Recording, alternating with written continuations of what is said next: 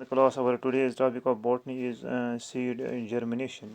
Dear students, seed germination is sprouting of seed due to growth and development of its embryo to form a seedling. A seed can germinate only when it has favorable internal and external conditions. पहले बच्चे आप जानते हो कि seed germinate जब ये बीज उगता है तो इसके लिए कंडीशंस चाहिए, उसके लिए हालात चाहिए जो फेवरेबल होने चाहिए, उसके लिए मुवाफिक होने चाहिए।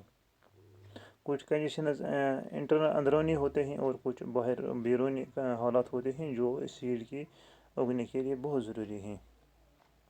Favorable internal conditions, non-dormancy or completion of dormancy, viability, that is the embryo of seed is alive and capable of resuming growth, and number third is sufficient storage food, maturation of embryo. तो ये internal favourable conditions हैं। Favourable external conditions जो हैं they are availability of water, oxygen, optimum temperature, that is 25 to 35 degrees Celsius, in some cases light and particular pH. In the absence of favorable external conditions, a non-dormant seed is said to be in quiescent state of quiescence. In the presence of favorable external conditions, a viable non-dormant seed imbibe water through micropyle and seed coat. The seed coat softens the seed kernel, swells up and ruptures the softness seed coat. Imbibition of water is the first step of seed germination. और प्यारे बच्चों आप जानते हैं कि जो अक्सर favourable conditions होती हैं उसमें ये होना चाहिए कि वो सीड नॉन डोरमेंट हो, उसमें ये बीज जो है इसमें पौधा निकल आए और उसको पानी मिले।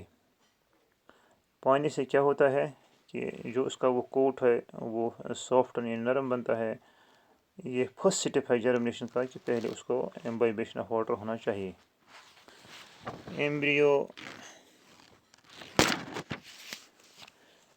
बिकम एक्टिव, इससे क्या होता है कि जो एम्ब्रियो इसके अंदर एक पौधा होता है वो एक्टिव बनता है। It produces hormones and enzymes for hydrolysis of stored polysaccharides, proteins and lipids. जो उसके अंदर पॉलीसैकेराइड्स होते हैं या कार्बोहाइड्रेट्स होते हैं, प्रोटीन्स एंड लिपिड्स होते हैं, उनकी हाइड्रोलिसिस होती है।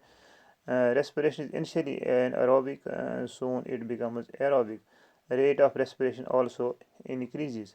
The mobilizer nutrient reaches the embryo cell, the grow, divide and differentiate. इस तरह से क्या होता है कि जो ये एम्ब्रियो होता है इसमें ग्रोथ होती है, सेल्स डिवाइड होते रहते हैं और डिफरेंशिएट, और हर एक पार्ट अपना अपना फंक्शन लेता है और इस तरह से डिफ्रेंसिएशन अलग अलग अपनी अपनी पहचान बनाते हैं।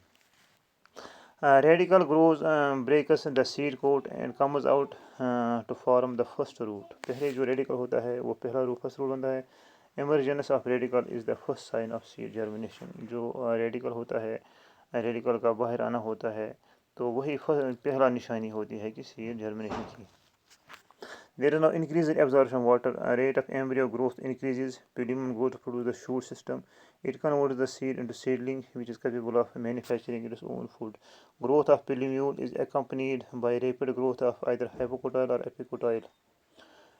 Cotyledons remain inside the soil. जो cotyledons होते हैं वो तब तक ज़मीन के अंदर ही रहते हैं।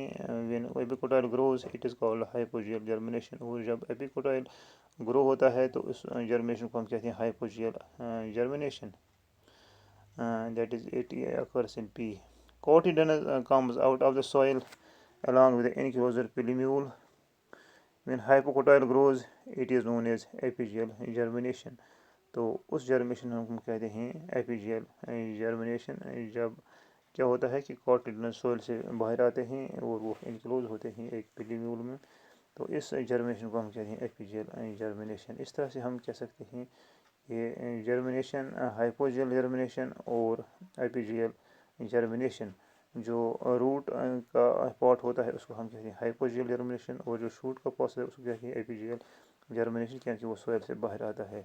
Dear students, this is sufficient today. Thank you.